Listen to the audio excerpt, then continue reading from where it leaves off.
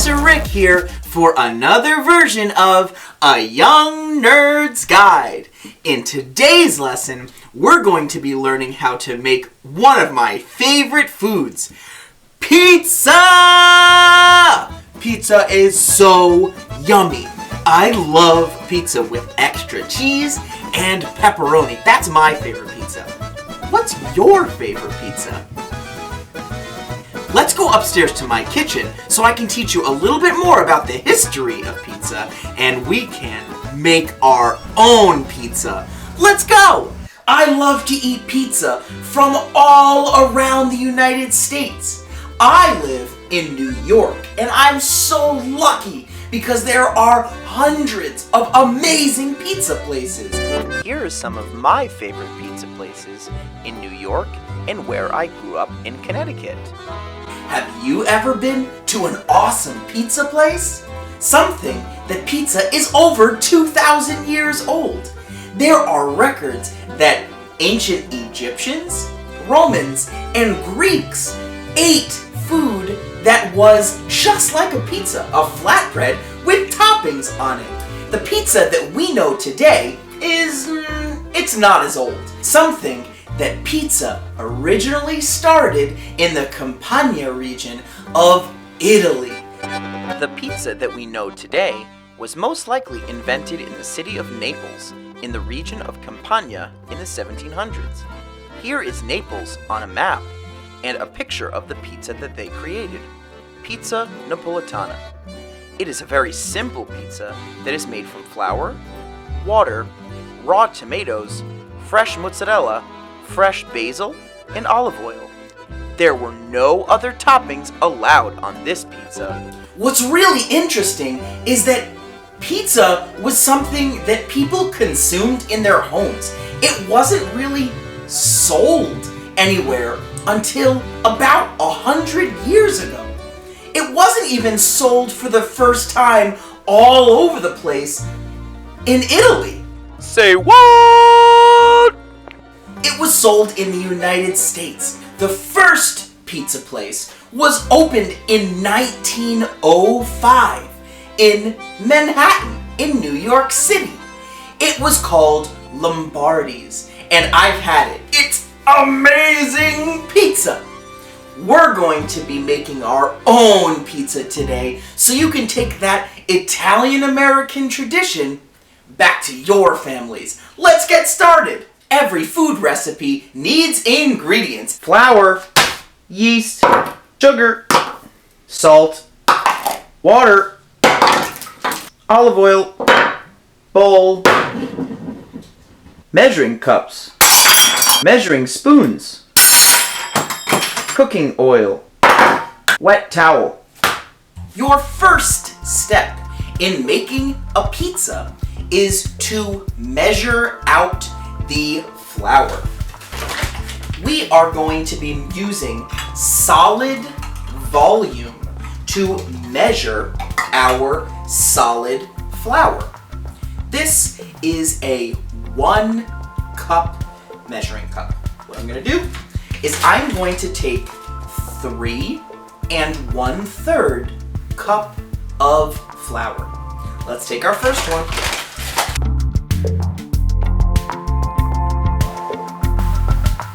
I don't want to approximate for the 1/3 cup, so I'm going to put this to the side, and out of my measuring cups, I'm going to find 1/3 of a cup. That looks like 1/3, and I can see it on the side of my measuring cup. I get 1/3 of the cup, and I'm going to pour it in. The next thing you're going to add is 1 teaspoon of salt. I'm going to find my measuring spoons, and I will find the one that is 1 teaspoon. That's this one. I have my container of salt. Going to push it across to make sure it's an accurate measurement and pour it into my solid flour. Nicely mix these up.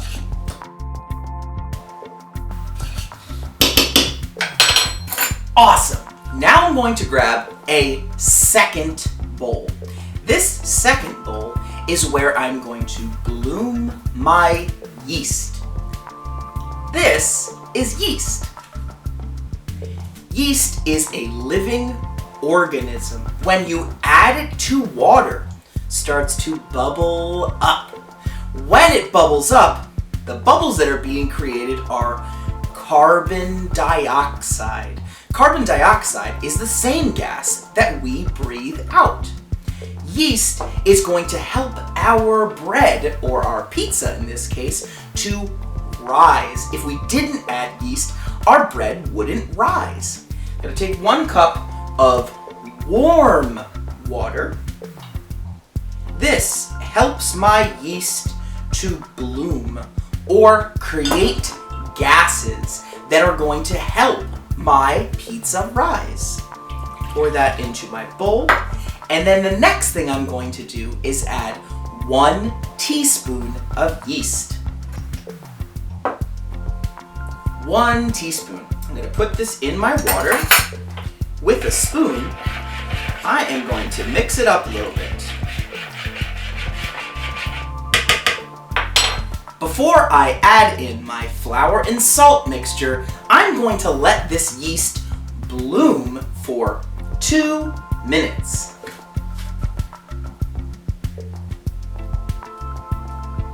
Now that we've given our chance for the yeast to bloom in the warm water, it will look like this. You can see some bubbles in there that are carbon dioxide. We want those bubbles to be in our pizza. What we're gonna do next is slowly dump in the flour and salt mixture. Once our flour and salt mixture is dumped in, for the first couple of mixes, I like to do this with a spoon, just so it gets incorporated. My fingers don't get even more disgusting than they're going to get. Once it starts to get a little bit clumpy, then I get my hands in it. Start to mix all the flour together, and they're gonna be these little strings. These strings, that's a good sign that something called gluten is starting to be created. So as we keep mixing, I like to take my knuckles, pound them in, then flip over.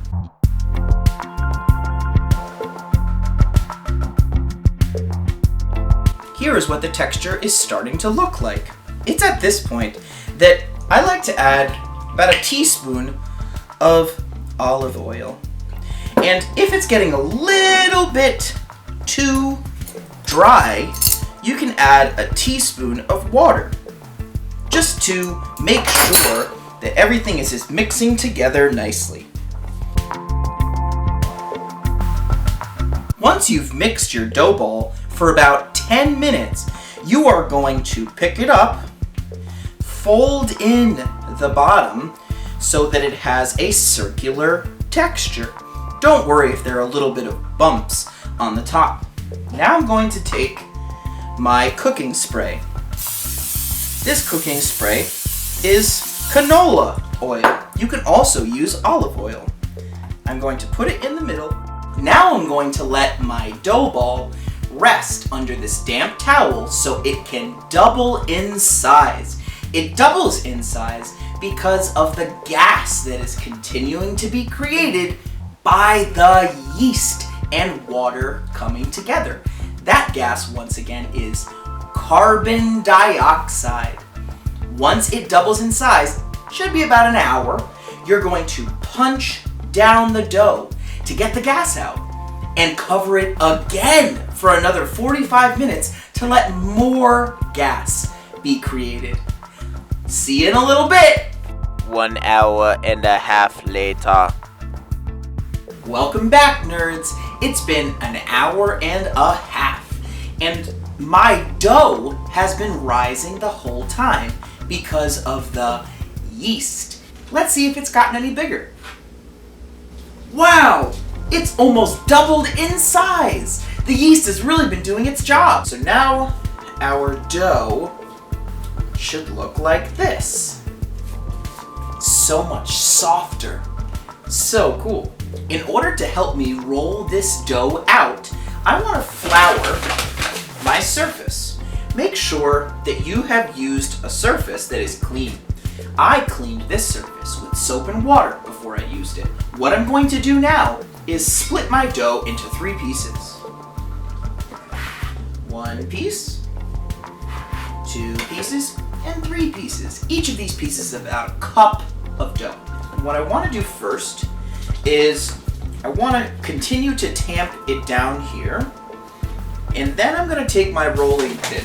If you don't have a rolling pin, something that you can use that will also really help is if your parents have a wine bottle or a soda bottle that you can use in order to flatten out your dough. And with your surface floured, what you want to do is start to roll. You're going to roll your dough until it gets to about 8 to 10 inches in diameter. That is 8 to 10 inches across. Let's do this now.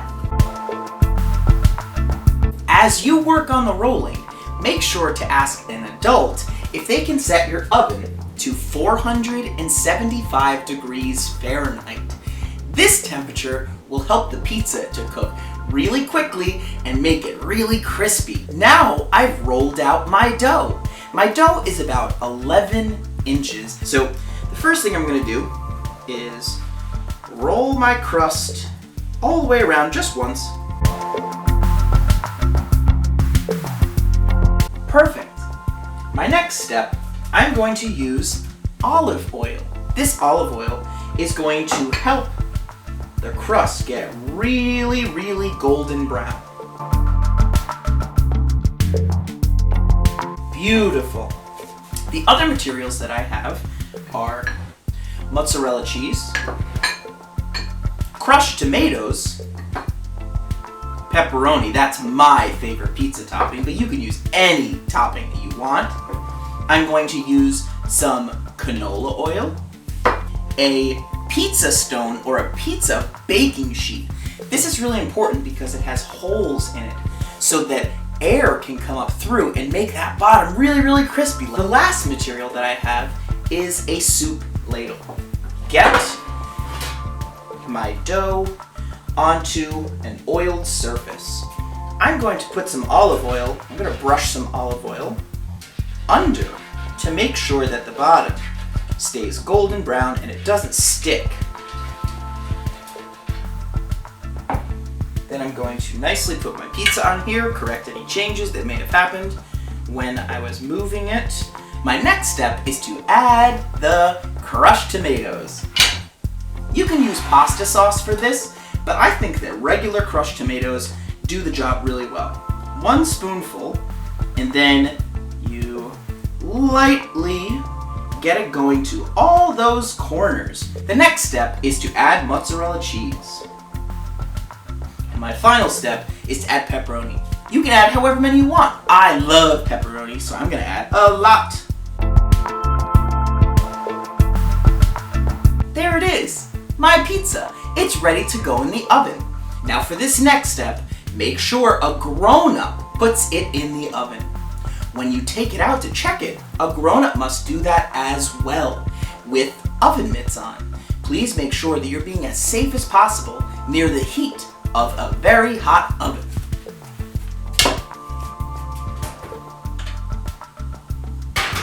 Have fun, little pizza. I can't wait to see what it's gonna turn out. 12 minutes later. Oh, wow! This looks so delicious!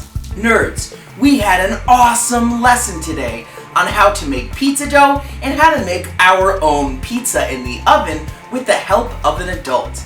Have an awesome day! Bye, nerds!